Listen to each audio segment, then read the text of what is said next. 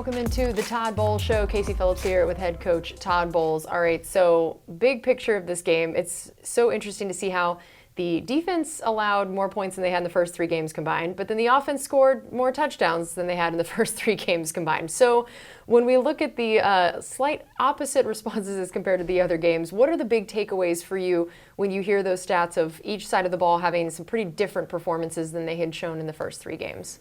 Well, the biggest takeaway is that we lost the game. You know, you want to win the ball game. Defensively, the first 3 weeks were all erased by the game against, obviously, Kansas City, and they did a good job. We didn't play as well up front as we normally play, and we didn't make any plays, and you got to give them some credit. But hopefully we got to bounce back. It's a 24-hour rule. This game will always have a way of humbling you when you think you become better than you are. So hopefully that's a wake-up call for these guys and we get back to work. I know that we talked about third down on defense last week as well, and in each of the weeks essentially. And does it feel still like this was just the fact that the lack of success on third down defensively was more about the fact that it was continuously a third and short situation, or was there something else specifically on third down that was a little different than what you guys hoped? Well, first and second down was tough for us. We were hitting them at 3. They were falling 7-8 yard gains and making it third and short. It's hard to convert third down percentage on defense when it's always 3rd and 1, 3rd and 2. And they do a good job with everything they do from a trick play standpoint, from a personnel standpoint of converting third downs. And we didn't do well enough on first, second down to get them in 3rd and long. I know that Travis Kelce, I mean, we know what a weapon he is, and we know in particular that he's a guy Mahomes definitely looks for on third down. I know you guys knew that, thought about that, planned for that. What makes him still so challenging that he can get those kind of numbers when it's not like you guys are like, oh, that's right, I forgot about Kelce? He's a good athlete. You know, he's a very good athlete. He's a student of the game. He understands where to move once Mahomes starts scrambling. So they have good chemistry. They're on the same page. We didn't do a good job of carrying out our assignments, and, you know, he got us. He got us. And I know that for you guys, win or lose, there's always takeaways, always things that you're wanting to look at in the film room and how you can get better. So what is facing a guy like Patrick Mahomes, who has such a unique skill set, do for your defense moving forward, where as much as the loss is unfortunate, the way that it felt like, I remember when the last time you guys played them in the regular season, it felt like the second half was in some ways the turning point of this team getting some things figured out. Could this be one of those situations where facing a guy like him can be a lesson moving forward that can help you in the long run? I hope the game is a lesson in itself. We didn't play well in any aspect on defense. So it wasn't just facing Mahomes. I thought they were more physical. I thought they beat us in the passing game and the run game and all situational football. I know we turned it over in the red zone twice, but we got to hold them to 3 instead of 7.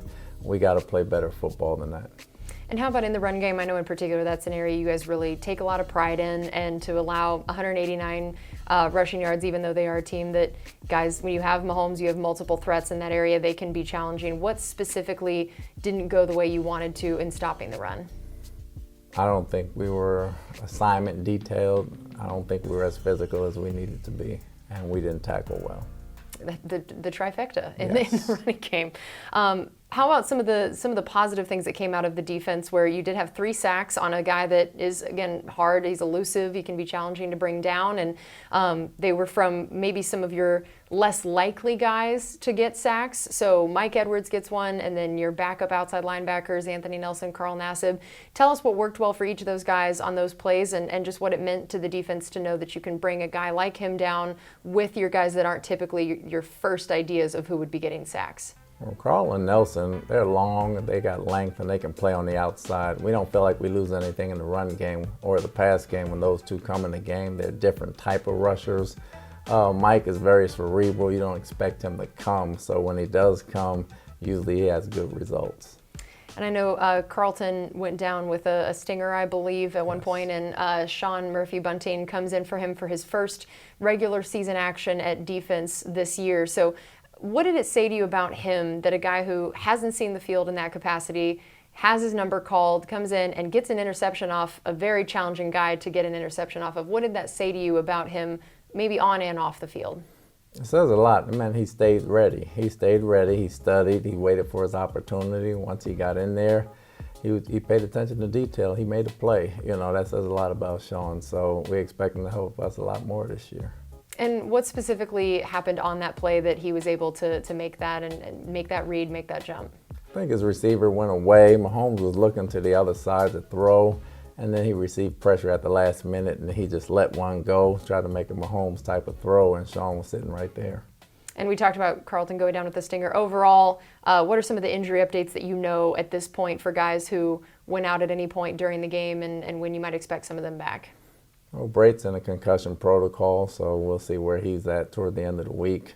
Logan Ryan has a foot that he's getting evaluated on, and we'll see. Everybody else is just kind of nicked up and bruised up, so they should be okay. All right, and then another guy that you were able to have back, not so much because of injury, but just because of suspension, was Mike Evans, and looked like a guy who missed playing football last week and a guy who was ready to make up for some lost time. So, 2 touchdowns, over 100 yards, quite a coming back party for him. What did you see specifically from him in this game, and maybe even just how he has handled the last week or so after the suspension of coming back? He understands he needs to be better for the team. He certainly understands that. But Mike is a competitor, and he's a gamer. You can see by the catches he made. He doesn't make easy catches. He makes all the tough catches. He loves the competition. He loves the physicality of it. And he gives us a spark. He gives us that toughness on offense, that wide receiver that you don't normally have. And I think in this game, he now is tied for the most multi-receiving touchdown games since he's come into the league. And he now has the franchise record for yards from scrimmage for his career. What sense have you gotten of just what he means to this team, the franchise, the city overall, of the years that you have been here and gotten to watch him? He means everything. He's such a class guy off the field. He does a lot in the community. He's a family man. He's a competitor on the field. He's always trying to make somebody better. You love his fight, not mentally. You love his fight. Not the literal. You love his fight. You love his fight, and you love his passion for the game, and he's always up for competing. All right, well, we have more coming up here on the Todd Bowles Show. We'll be right back. Welcome back into the Todd Bowles Show. Casey Phillips here with head coach Todd Bowles, and we're talking about how successful Mike was able to be. How much of that was also the fact that the full crop of wide receivers was at least available at the beginning of the game? The way that just their presence can even help him, and the way they all help each other being out there by drawing some of the attention away, is that what you saw as part of why Mike was able to have the success he had? That plus the chemistry with Tom.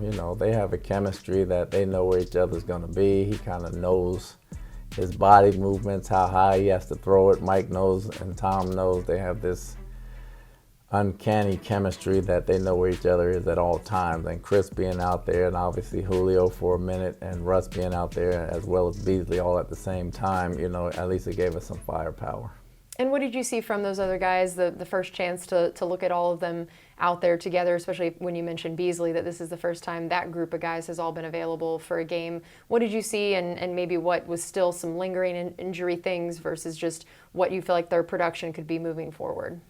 I think as we learn to use them together, I think we'll get more into it, to what they can do together. But putting them on the field together, designing plays for them, that'll be our next challenge as far as making sure everybody gets their touches when they're out there at the same time. I know that 6 carries for 3 yards, not an ideal scenario for the run game. How much of that was the run game not working versus just the situation of we're behind, we're not going to be in a position where we can run very much? It's a little of both. I don't think we got much movement up there. That was a work in progress. It's been tough sledding the last 2 weeks. At the same time, we got behind some, but we could have ran it a little bit more, but that's a work in progress. But we have receivers to throw to, so we still move the ball. How would you rate the offensive line's play, both in that run game and then trying to protect Tom? Protecting Tom, there was a few mishaps here and there, but overall I thought they did decent. He got to throw the ball and stand back there. He got hit a few times, which we don't want, but at the same time they're getting better and better every week. And even though the run game didn't get going very much, you were able to get Fournette involved in the passing game, 7 catches for 57 yards and a touchdown. We know that that's always something that Tom has liked to have on a lot of his teams, is the ability to know he's got these running backs that he can throw to as well. So how important was this moving forward to establish, to be able to help Tom out, help Leonard get this into his game as well? I think it's huge because you're going to start double teaming the wide receivers. So we're going to need a guy, and Leonard and Rashad are guys that can catch the ball out of the backfield and then do a lot with a little. And speaking of Rashad, I'm sure that there's been discussions about the opening kickoff. What is your message in the moment like that to a player?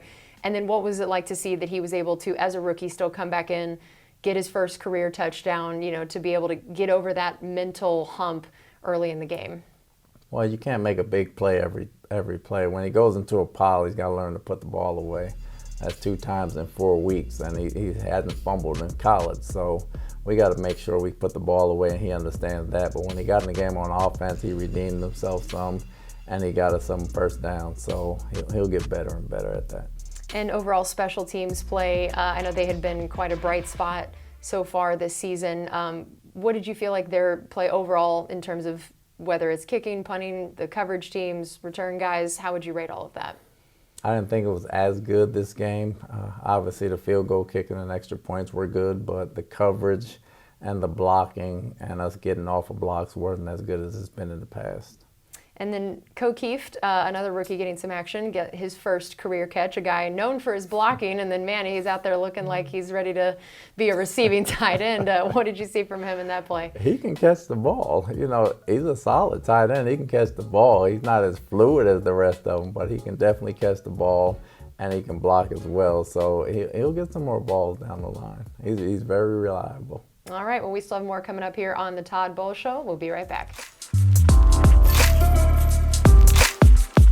Welcome back into the Todd Bowles Show, and I think being a head coach is hard enough, and then, hurricane gets thrown at you, and what do you feel like you have learned this last week as a head coach getting put through something like this, and looking back on the experience? What are your biggest takeaways from thinking about everything you guys had to go through? Well, the first thing is at least everyone's family was safe. They got out so they can concentrate on football, and then your heart goes out to everybody else that got hit down in Central Florida, all the way below us, and that's just something that you can't practice or prepare for. You just have to do it in the moment, and you got to make sure everything and everyone is taken care of so they can concentrate. And that's a lot of people, because you don't want to be responsible for having people that got left behind and things didn't go well. So once that got out the way, the trip itself, it ended up being okay from a practice standpoint. There were a lot of people in that hotel. Yeah, and animals and kids and everything. There were a lot of people in that hotel. Anything that was a particular moment that stood out to you as you're watching the chaos ensue? I think I saw more dogs than I've ever seen in my life. I think I saw every kind of dog and every kind of pet that I could see in the hotel, so I never have to go to the pet shop again. That's true. You've seen it all. In particular, I think Luke Gedeke maybe with a rabbit. Did we know about this ahead of time? I knew about the rabbit, Yeah. but I didn't see the rabbit. I knew about the rabbit and a couple cats and even a horse. And even, there's just so much going on. You got such a diverse team. So for you, when you think about these moments as a coach that are so important for the team and not something you can know how to prepare for, what do you think it is about coaching, whether it's the ups or downs or these weird things, that made you want to do this? What is it about coaching that you love and that made you originally want to do this after transitioning out of being a player? Well, the first thing is I know we're crazy for doing it. The second thing is you love the X's and O's part of the competition, and you're just teachers. You're really just teachers, and anytime you can help someone get better and help the team get better, you feel better about yourself. But other than that, it's just the love of the game. I grew up playing it, always loved playing it, love coaching it, love the X's and O's part and the competition part of it. So everything else that comes with it, some of it is a little more exotic than the others, but you take it in stride and you try to handle it one situation at a time. Do you remember when coaching first became something that you thought you would go into? Was there a certain moment or time that you thought that's what you would do? Doug Williams' fault. I don't know, it is fault. It's Doug's fault. Doug got me into coaching, and he brought me down to Morehouse to coach, and he always thought I would be a good coach. And Emmett Thomas was another one. I kind of did it when I played because back then when I played, the safety ran the whole system. He was the signal caller. He went over for the timeouts. He made all the adjustments. And I was doing it while I was playing, and everybody thought I'd be good at it. So I said, well, let me give it a shot and see if I like it. And what do you think about the guys on the team now? If you were to say, who might be that guy that they someday might be saying, oh, this is Coach Bowles' fault that I'm into this. Who are the guys you think might have coaching in their blood or in their future? Levante, well, he can have it. Will Golston for a Little League Pee Wee team. You can do it. Will can do it for a Little League Pee Wee team.